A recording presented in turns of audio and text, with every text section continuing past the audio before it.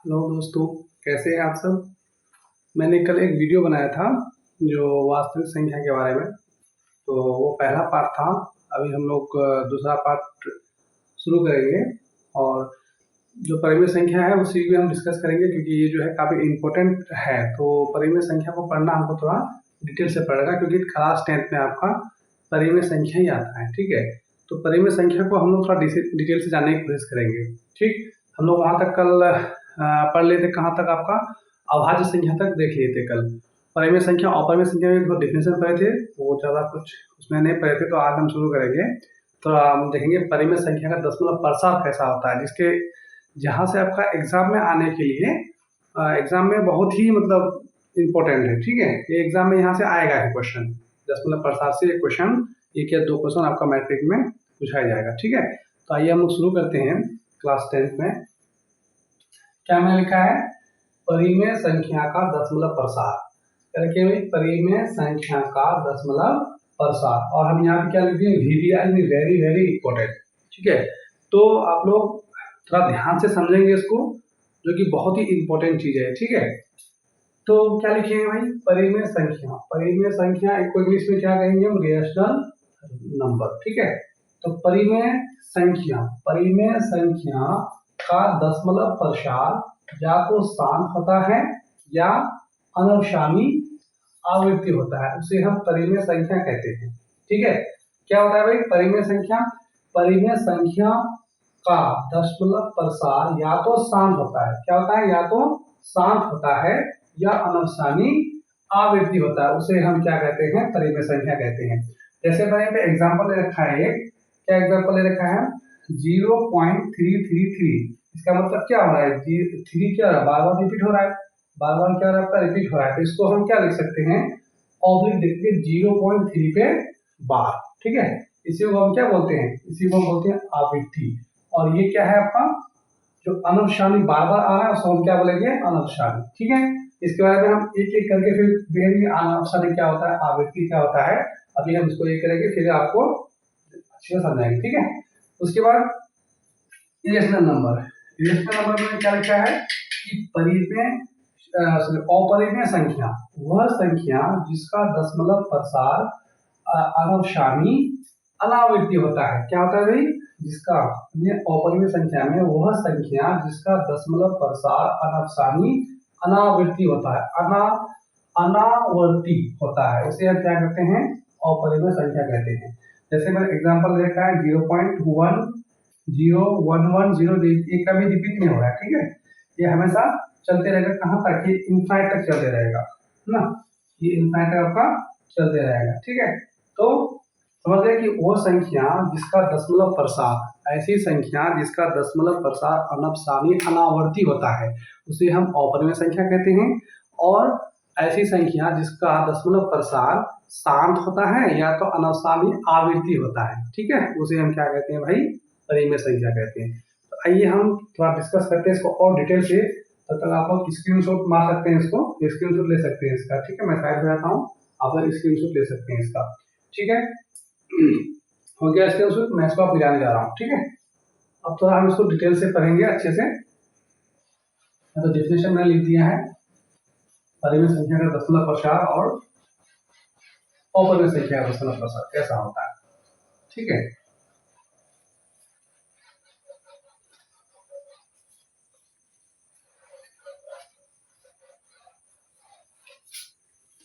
चलिए दोस्तों, पहले एक चीज आता है परिमेय संख्या के अंतर्गत, क्या आता है, वो चीज आपका आता है शांत। शांत कैसा होता है, शांत, कोई परिमेय संख्या शांत कब होता है, तो हम शांत बोलते हैं। शांत कैसा होता है, शांत देखते हैं प्लीज। तो इस वर्ड को जो हम भी लिखेंगे उसको तो आप लोग ध्यान से देखेंगे, बिल्कुल एकदम फोकस होकर के। ठीक है, तभी आपको समझ में आएगा, नहीं तो फिर दिक्कत हो जाएगा। ठीक है, 10 मतलब इसमें क्या आएगा आपका परिमेय संख्या का अंतर्गत, हम पहले परिमेय संख्या को लेते हैं। ठीक है, परिमेय, परिमेय संख्या, परिमेय संख्या। ठीक है, इसमें हम लोग देखते हैं एक वर्ड इसमें आता है परिमेय संख्या में, क्या, शांत। क्या आता है भाई, शांत, शांत दशमलव प्रसार। ठीक है, इसको इंग्लिश में याद रखना बेटर है, ठीक है। शांत, इसको हम क्या बोलते हैं,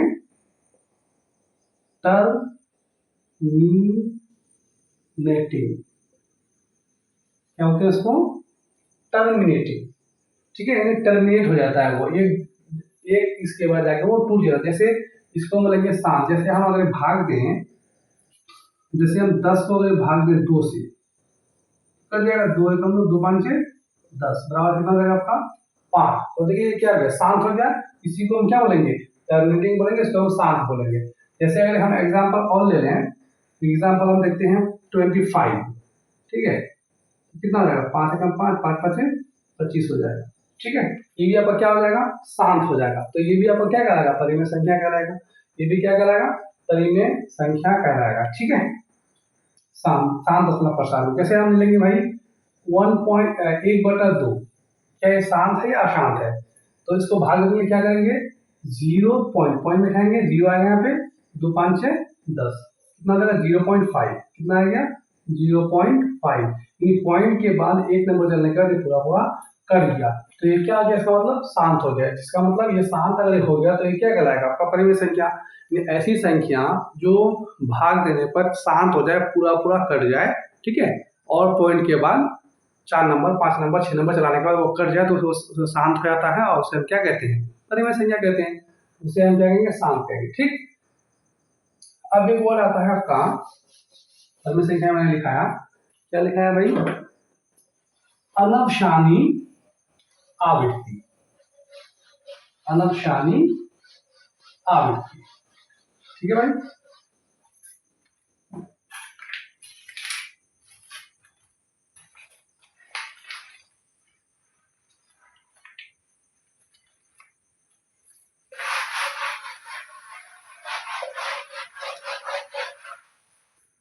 क्या लिखा है, इसको ध्यान समझना, अनवशानी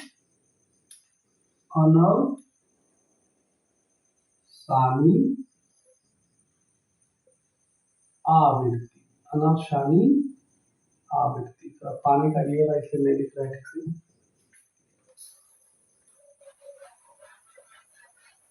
अनवशानी आवृत्ति, इसको इंग्लिश में ना ये नाम से जो है काफी कंफ्यूजन होता है कि ये अनवशानी आवृत्ति आखिर क्या है, ठीक है। तो आपको इससे अच्छा होगा कि आप जो है इंग्लिश में इसको नाम याद रखेंगे। इंग्लिश में अगर इंग्लिश पे याद रखेंगे तो कभी कंफ्यूज नहीं होंगे। इंग्लिश में कभी नाम चेंज नहीं होता, वही नाम रहता है, ठीक है। तो मैं इंग्लिश में लिख देता हूँ, इसको इंग्लिश में कहता है अनवशानी आवृत्ति। इसको इंग्लिश में हम बोलते क्या, नन टर्मिनेटिंग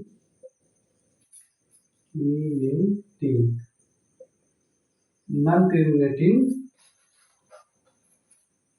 रैकरिंग,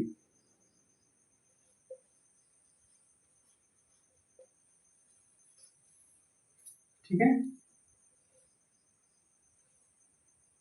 क्या बोलते हैं इसको, अनवशानी आवृत्ति को हम बोलते हैं none terminating recurring, none terminating recurring. देखिए इसका नाम नहीं है, आप ऐसा काम सिखाओ, ठीक है।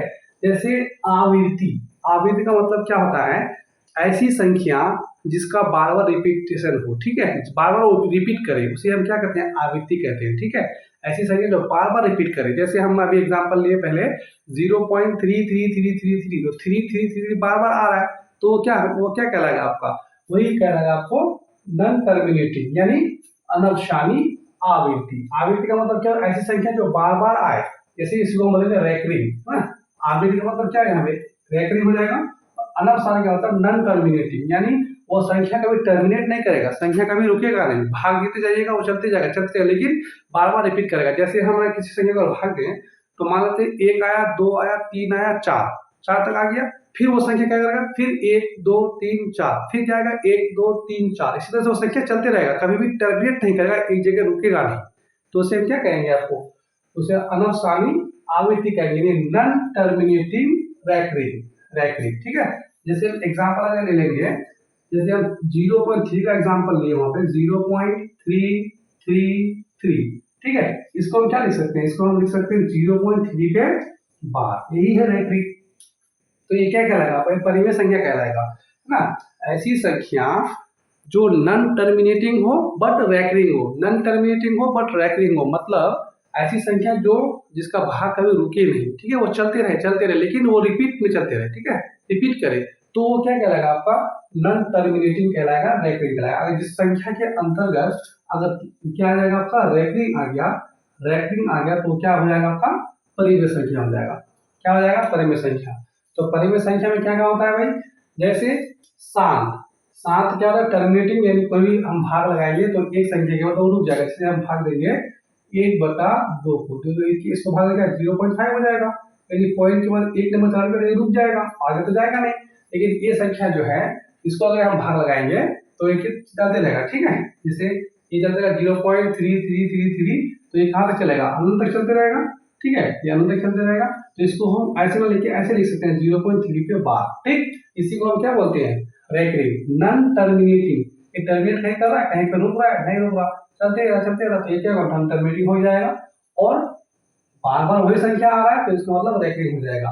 तो क्या हो जाएगा 0.33 पे क्या इसको क्या लिख सकते हैं 0.3 पे बार, इसी को हम बोलते हैं नॉन टर्मिनेटिंग बट रैकरिंग, ठीक है। तो ये क्या कहलाएगा परिमेय संख्या कहलाएगा।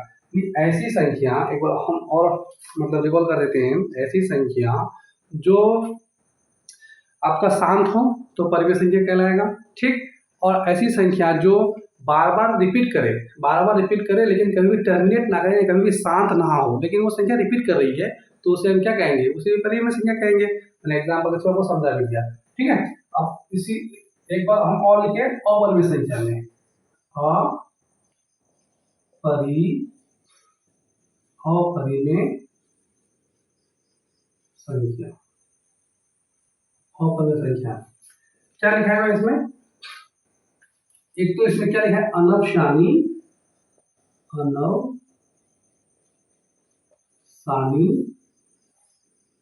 अनावर्ती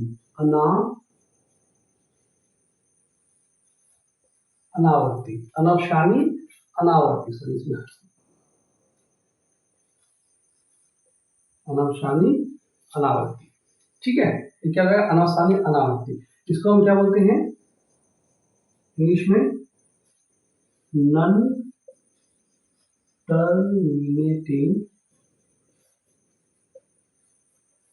नॉन रैकरिंग,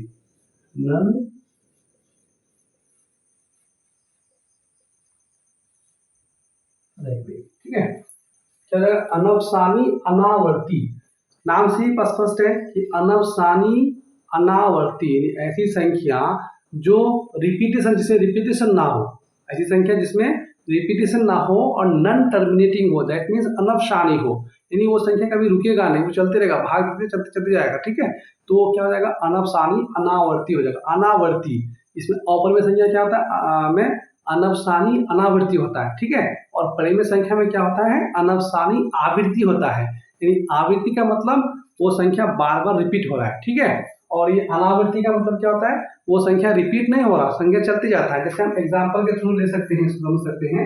एग्जांपल में क्या ले सकते हैं, जैसे आपका हो जाएगा 0.10, फिर क्या आ जाएगा डबल वन आ जाएगा, फिर 0, ठीक है, फिर ट्रिपल वन आ जाएगा, फिर 0, फिर 4 टाइम्स आ जाएगा, फिर 0 आ जाएगा, फिर 5 टाइम्स आ जाएगा, ठीक है। इसी तरह से क्या होगा चलते रहेगा, देखिए इसमें कभी कहीं रिपीट हो रहा है, यहाँ पे 10 हुआ, यहाँ पे 110 हुआ, इसी तरह से बढ़ते गया, तो ये संख्या कभी रिपीट नहीं हो रहा। अब नॉन टर्मिनेटिंग इसको ध्यान से देखिए, नॉन टर्मिनेटिंग यानी अनवसानी अनावर्ती, नॉन टर्मिनेटिंग यानी ये टर्मिनेट कहीं कर रहा है, कहीं संख्या रुक रहा है, नहीं रुक रहा है, ये चलते जाता है, तो ये किसको क्या करेंगे हम नॉन टर्मिनेटिंग।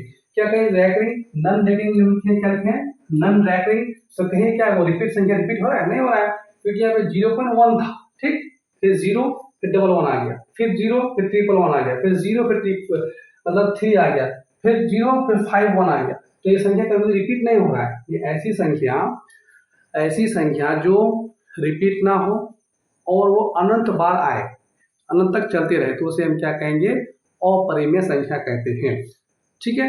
अभी एक बार हम वो क्लियर कर देते हैं, परिमेय संख्या में क्या होता है ऐसी संख्या जो अनवसानी आवृत्ति हो, क्या हो अनवसानी आवृत्ति हो, यानी उस संख्या के अंतर्गत अब वो टर्मिनेट नहीं, कहीं संख्या शांत नहीं होगा लेकिन वो चलते रहेगा, उसमें रैंकिंग आ जाएगा, ऊपर में क्या आ जाएगा, बार आ जाएगा, एक ही संख्या आपका बार बार आएगा, तो उसे हम परिमेय संख्या कहते हैं।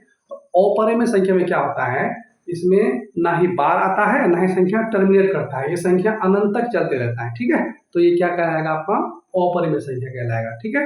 अपरिमेय संख्या, यहाँ से तो एक क्वेश्चन बनना तय है, यहाँ से एक क्वेश्चन बनना तय है, यहाँ से दोनों से, ठीक है।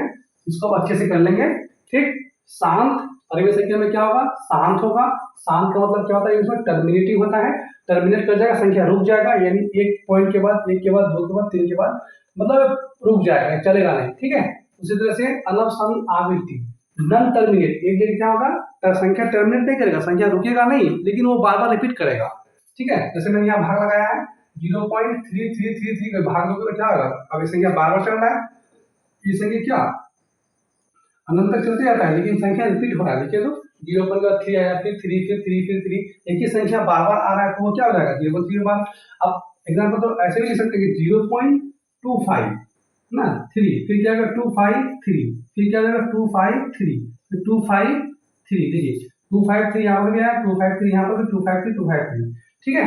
तो ये संख्या क्या होगा, बार बार रिपीट हो रहा है, 253, 253, 253, हो जाएगा आपका 253, तो ये बार बार रिपीट हो रहा है, तो ये संख्या क्या हो जाएगा आपका, इसको ऐसे लिख सकते हैं हम 0.253 पे बार। आगे बार, ऐसी संख्या जो अनंत बार चले, ये टर्मिनेट ना करे, वो संख्या कभी रुके ही ना, तो और उसमें ठीक है अनंत बार चले, और उसमें क्या लगाओ, बार लगाओ, क्या लगाओ, अगर बार आ जाए तो भी वो क्या कहलाएगा, आपका परिमेय संख्या कहलाएगा भाई, ठीक है।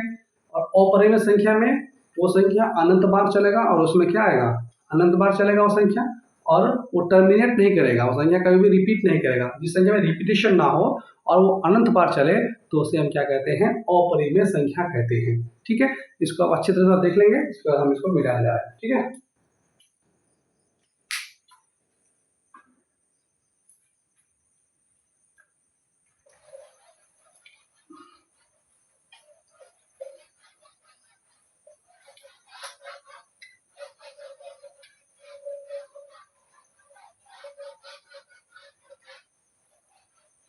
अब हम लोग चलते हैं थोड़ा सा परिमेय संख्या तो हम पढ़ लिए अच्छे से, ठीक है। परिमेय संख्या को जान लिया, इतना अगर समझ गए आप परिमेय संख्या के बारे में, तो आपको परिमेय संख्या में कभी दिक्कत नहीं होगा, ठीक है।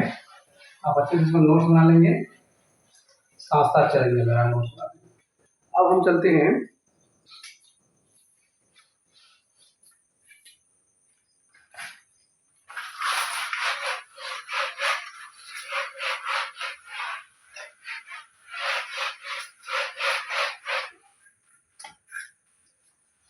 अब थोड़ा हम वास्तविक संख्या कुछ प्रॉपर्टी है, थोड़ा छोटा छोटा है, थोड़ा रूल्स है, उसको हम देख लेते हैं, उसके बाद ये चैप्टर आपका समाप्त हो जाएगा, फिर एक्सरसाइज हम लोग शुरू कर देंगे, ठीक है।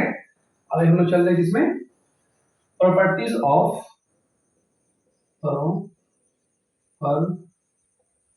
प्रॉपर्टीज ऑफ रियल नंबर्स, ठीक है भाई।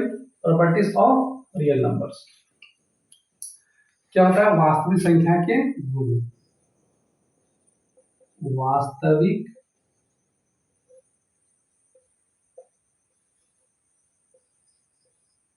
संख्या का गुण, ठीक है, वास्तविक संख्या का गुण, ठीक है। इंग्लिश अगर आपको दिक्कत है, इंग्लिश को दिक्कत कर लेंगे, ठीक है। वास्तविक संख्या का गुण, क्या क्या गुण है इसमें, नंबर की कुछ प्रॉपर्टीज है, थोड़ा देख लेते हैं, उसके बारे में आगे फिर हम कल जो है आपका चैप्टर शुरू कर देंगे, ठीक है। एक है समवरक गुण, समवरक closure property, closure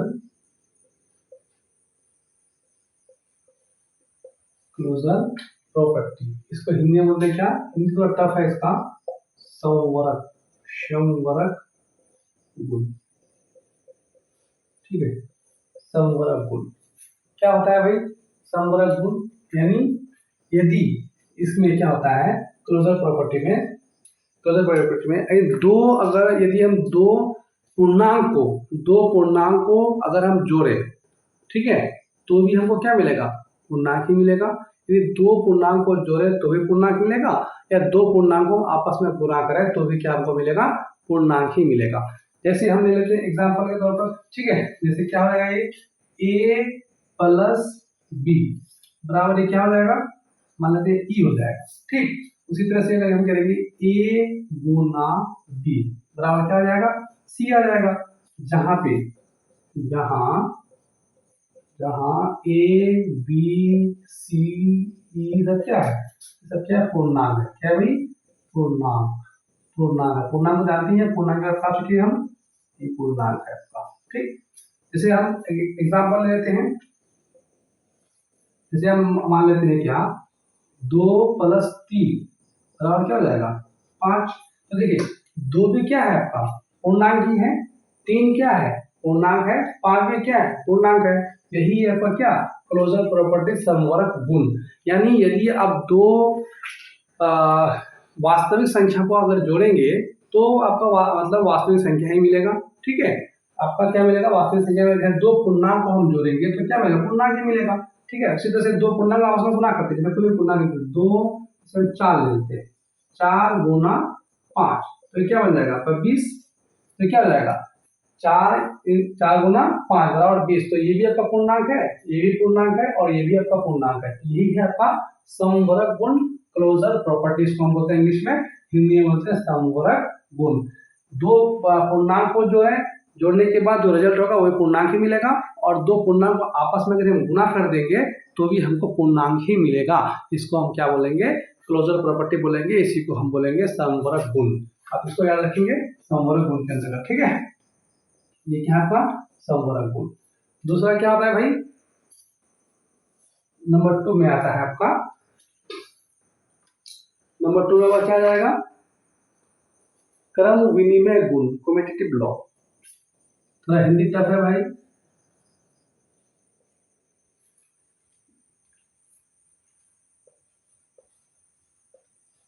commutative law, इसको हम बोलते हैं क्या? क्रम विनिमय। इसको हिंदी में क्या बोलते हैं? क्रम विनिमय। क्रम विनिमय, क्रम विनिमय गुण, कम्यूटेटिव लॉ। कम्यूटेटिव क्या है? क्रम विनिमय का गुण। इसमें क्या होता है? इसमें भी वही है, ठीक है। दो पूर्णांक को इसमें क्या करेंगे? दो पूर्णांक को जोड़ेंगे, ठीक है। दो पूर्णांक, जैसे हम मान लेते a प्लस बी किए और बराबर कर देंगे b प्लस ए, तो दिक्कत होगा नहीं होगा? पूर्णांक a को b में जोड़े या b को a में जोड़े, बराबर, दोनों आपस में क्या होगा? बराबर होगा। और यदि हम a को b से गुणा करें या b को हम a से गुणा करें, दोनों आपस में क्या होगा? बराबर होगा। एग्जाम्पल के तौर पर हम देख सकते हैं, एग्जाम्पल में क्या हो जाएगा आपका? जैसे 2 + 2 में हम 3 को जोड़े, फिर बराबर क्या हो जाएगा? 3 में हम 2 को जोड़ देंगे तो क्या आपस में क्या होगा? बराबर होगा। जैसे 3 और 2 कितना हो जाएगा? 5 हो जाएगा। इधर भी आपका 5 होगा, दोनों आपस में क्या होगा? बराबर हो जाएगा। उसी तरह से मैंने कहा कि 2 को अगर हम 3 से गुणा करें या 3 को हम 2 से गुणा करें, दोनों का मान क्या आ जाएगा? 6 आ जाएगा। बराबर कितना होगा? 6 हो जाएगा। तो ये आपका क्या है? कम्यूटेटिव लॉ, यानी क्रम विनिमय का गुण। इसी को हम क्या कहेंगे? क्रम विनिमय का गुण। ये दो पूर्णांकों, यानी 2 को हम 3 में जोड़े या 3 को हम 2 में जोड़े, दोनों आपस में क्या होगा? बराबर होगा। यानी यदि हम 2 को हम 3 से गुणा करें या 3 को 2 से गुणा करें, दोनों आपस में क्या हो जाएगा? बराबर हो जाएगा। इसी को हम क्या बोलते हैं? क्रम विनिमय का गुण, और इसी को बोलते हैं हम कम्यूटेटिव लॉ, ठीक है। इस बार स्क्रीनशॉट के लिए हम साइड करते हैं।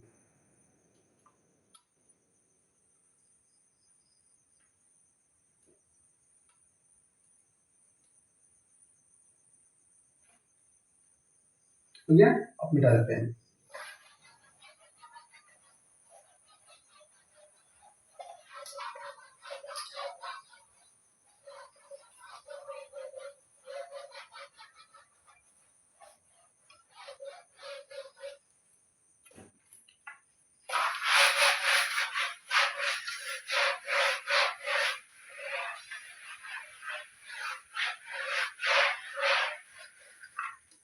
अब दूसरा क्या रहेगा? एसोसिएटिव।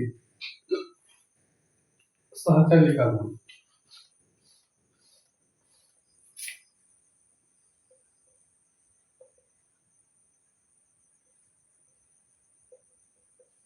एसोसिएटिव लॉ इसको बोलते हैं हिंदी में हिंदी थोड़ा टफ है इसका, बेटर हो गया इंग्लिश में नाम इसको याद कर ले।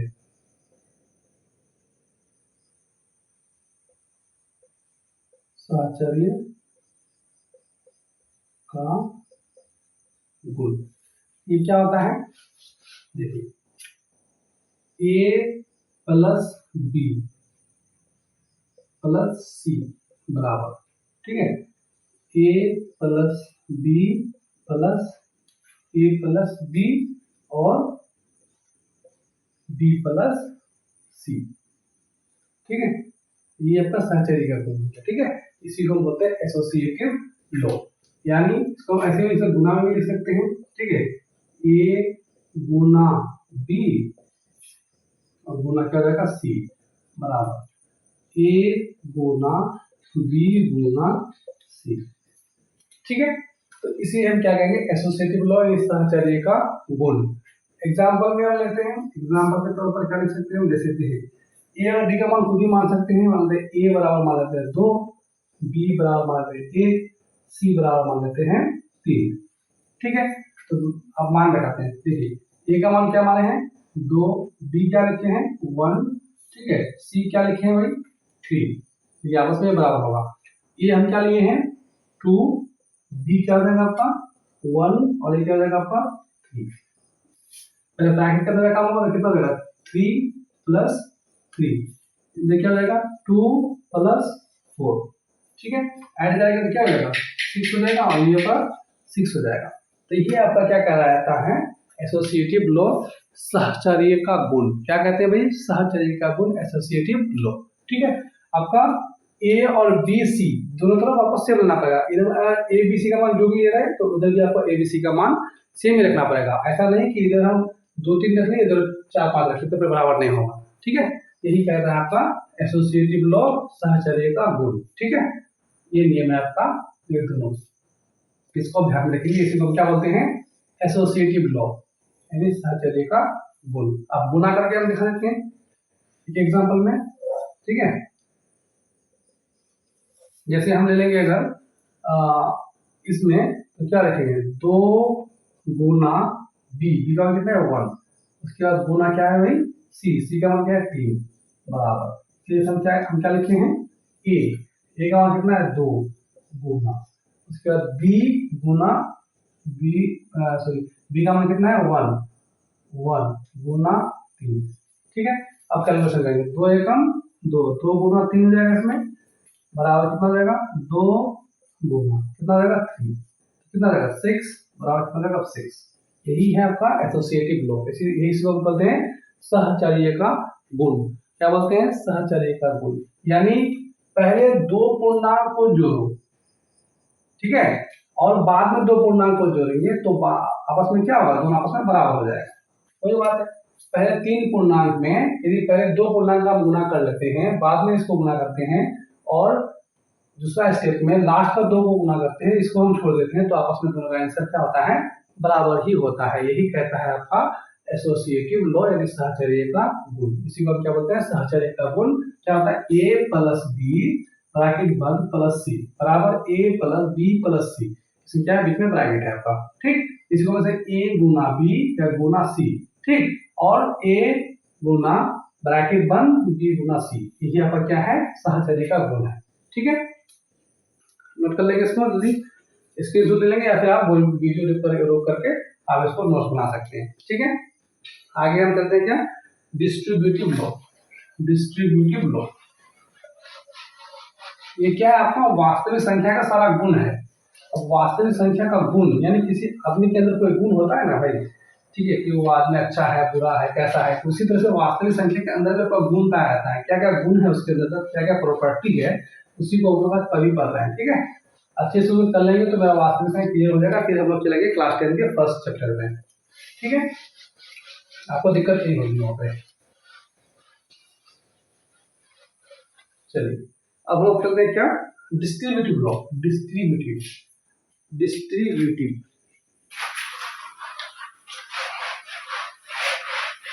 डिस्ट्रीब्यूटिव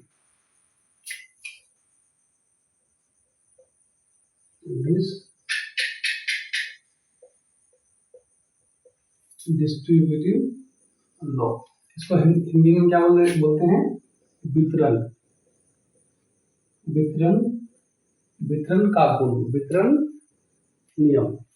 गुण भी बोल सकते हैं, नियम भी बोल सकते हैं, कोई दिक्कत नहीं है। वितरण का नियम, डिस्ट्रीब्यूटिव लॉ।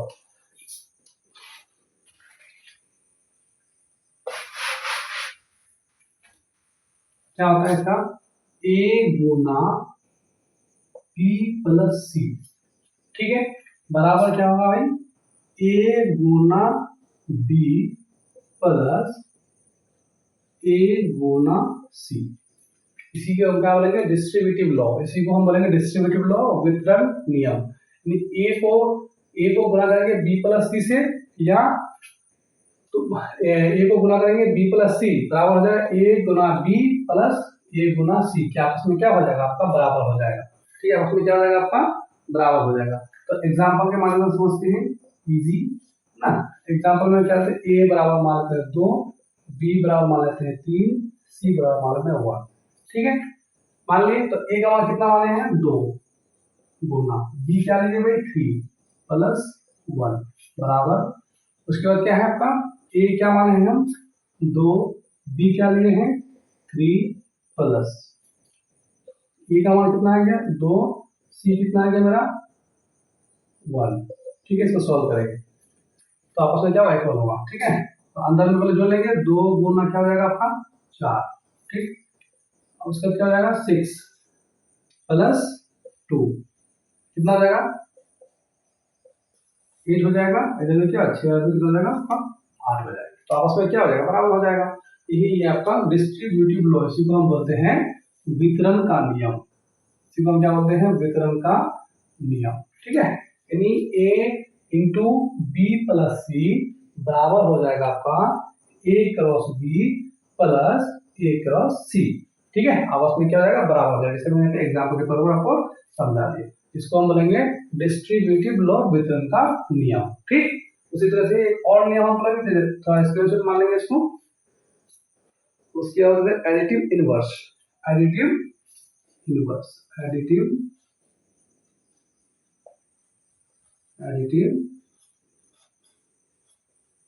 इनवर्स, इसको बोलते हैं योगात्मक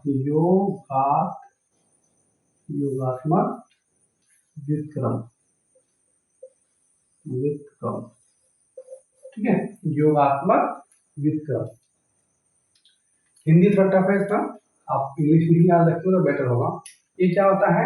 जैसे 2/3, योगात्मक मतलब क्या होता है? जोड़, इसका जोड़। और व्युत्क्रम का क्या मतलब होता है? उल्टा, ठीक है। योगात्मक का मतलब क्या होगा आपका? जोड़, और व्युत्क्रम का मतलब क्या होता है? उल्टा। इसका उल्टा क्या होगा? ये प्लस में दिया हुआ है, ये प्लस में, तो ये क्या हो जाएगा? आपका माइनस में हो जाएगा, ठीक है। ये आपका प्लस में है, ये आपका माइनस में हो जाएगा, इसे उल्टा। तो ये दोनों ऑप्शन क्या बन जाएगा? 0 बन जाएगा। तो यही है आपका, यदि a प्लस बी, ठीक है, प्लस तो हम जोड़ेंगे माइनस a बटा बी करेंगे तो बराबर क्या हो जाएगा? 0 हो जाएगा, ठीक है। ये आपका क्या है? तो होता है भाई, इसी को हम बोलते हैं क्या? एडिटिव इनवर्स या योगात्मक व्युत्क्रम। योगात्मक व्युत्क्रम नाम से ही स्पष्ट होता है कि योगात्मक, यानी योग, जिसमें जोड़ना है। किसको किसको जोड़ना है? उसके व्युत्क्रम से, उसके उल्टा से। तो ये नंबर प्लस में है तो ये आपका माइनस में है, तो इसका ये क्या हो गया? उल्टा हो गया, ठीक है। तो ये इसका इनवर्स हो गया ना। तो ये क्या? a प्लस बी प्लस करेंगे माइनस a प्लस बी को, दोनों आपस में क्या बनाएगा? आपका 0 हो जाएगा, ठीक है। इसी को हम कहते हैं एडिटिव इनवर्स, ठीक है दोस्तों। ठीक है, आज के लिए हम यहीं तक रखते हैं। आज मैंने पूरा वास्तविक संख्या को खत्म कर दिया, ठीक है। और जितने पेपर है उसको अच्छे से पढ़ लेना। क्लास 10 के अंदर इसका बहुत ही उपयोगी उपयोग है, ठीक है। आप अच्छे से इसको पढ़ सकते हैं, ठीक है। और फिर हम लोग शुरू करेंगे एक्सरसाइज 1.1, तो फिर वहाँ से आपका चलेगा पूरा वास्तविक संख्या पूरा आ जाएगा। तो आप अच्छे से इसको नोट्स बना लेंगे, फिर हम लोग आगे शुरू करेंगे। Okay, thank you. और अगर अच्छा लगे दोस्तों तो चैनल को सब्सक्राइब कर देंगे और लाइक कर देंगे भाई, ठीक है। क्योंकि आपका प्यार ही हमको मोटिवेट करेगा, ठीक है। जब तक आप लाइक सब्सक्राइब नहीं करेंगे, मोटिवेट हम कैसे हो जाएंगे, ठीक है। तो आप प्लीज़ लाइक सब्सक्राइब कर दें और चैनल को मतलब ठीक है। Okay bye, thank you.